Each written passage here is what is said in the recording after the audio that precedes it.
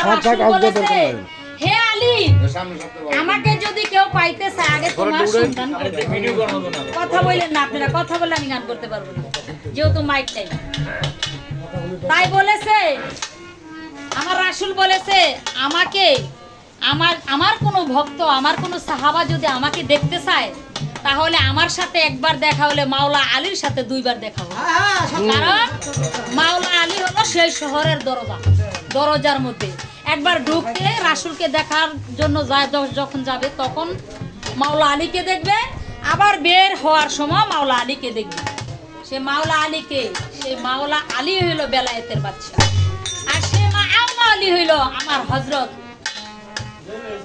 অষ্টগ্রামে হাজির পীর।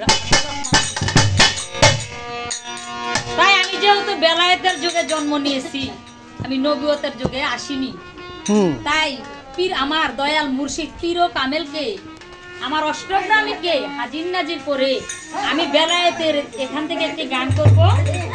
পরবর্তীতে ভজন একটি করে ভজন হবে, একটি করে বিচ্ছেদ হবে। এখন প্রথমে কি বিচ্ছেদ করবো আপনারা বলেন?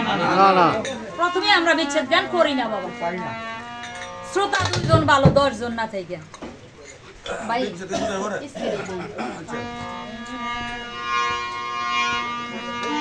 আল্লাহ প্রাপ্ত বিষয় সত্য তত্ত্ব বিধান যার পীরের কাছে, ও যার পীর হয় কামেল,